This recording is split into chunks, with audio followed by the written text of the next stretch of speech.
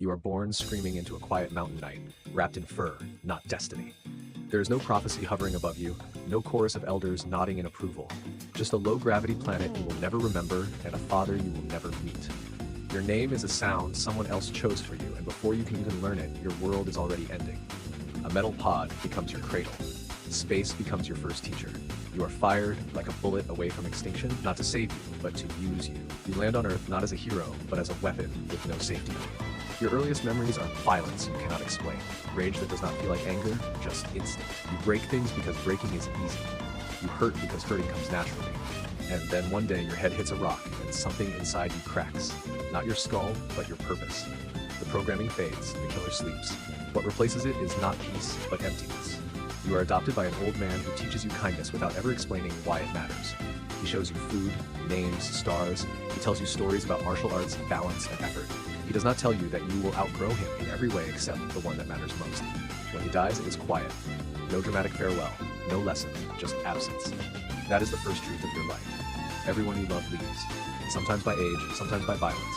Sometimes by you being too late or too weak or simply born wrong. You grow strong because strength is the only language the world responds to when you speak it. Every problem becomes a fight. Every solution becomes power. You learn early that if you cannot punch something hard enough, it will take something from you. So you punch harder. People start to admire you. They call you pure, simple, innocent. They laugh at how you eat, how you talk, how you don't understand things that everyone else learned years ago. You smile, because smiling keeps things easy.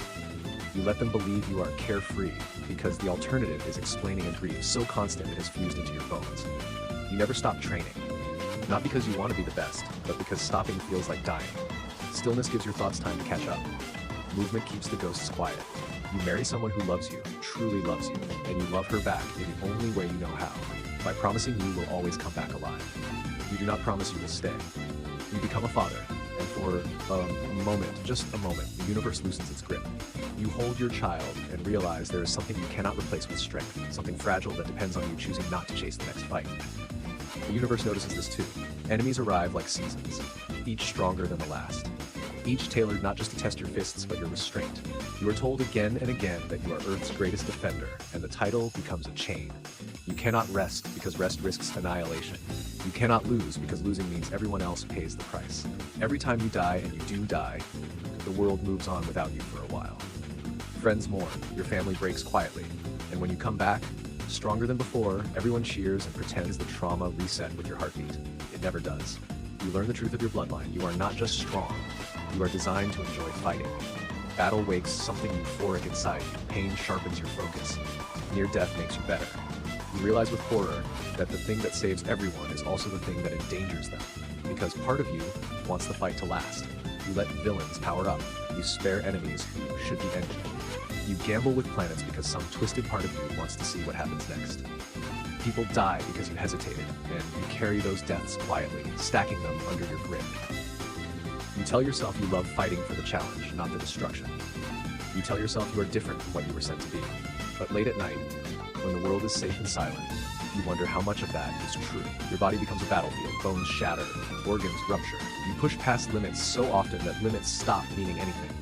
You unlock transformations that burn years off your life in exchange for minutes of survival. Each new form is praised as legendary. None of them come without cost. You age slower than everyone else. At first it feels like a blessing, then it becomes a curse. You watch friends wrinkle. You watch teachers weaken. You watch your wife grow old beside a man who still looks like he belongs to the future. You miss moments because you are dead, training or saving existence again. You miss birthdays. You miss childhoods. You miss the quiet, ordinary happiness that you keep telling yourself you will enjoy later. Later never comes. Your children grow powerful, then bitter, then distant. They resent the shadow you cast and the expectations it creates. They learn that loving you means accepting that you might not be there when it matters most. They learn strength from you, but also fear, because being close to you attracts monsters. You save the universe more times than anyone can count, and the reward is that the universe keeps asking. Gods test you, angels watch you, timelines bend around your fists. Your existence becomes a variable reality has to account for. You are no longer a man. You are a constant. And constants are not allowed in peace. In the end, you realize the cruelest part is not the pain, or the deaths, or the endless war. It is that you love it just enough to never walk away. You chase strength because strength gave your life meaning when nothing else did. Without it, you are just a boy from nowhere who lost everything before he could name it. So you smile, you train, you fight, you die, you return, again and again. And the universe sleeps a little easier knowing that you will never stop paying the price of being born as you.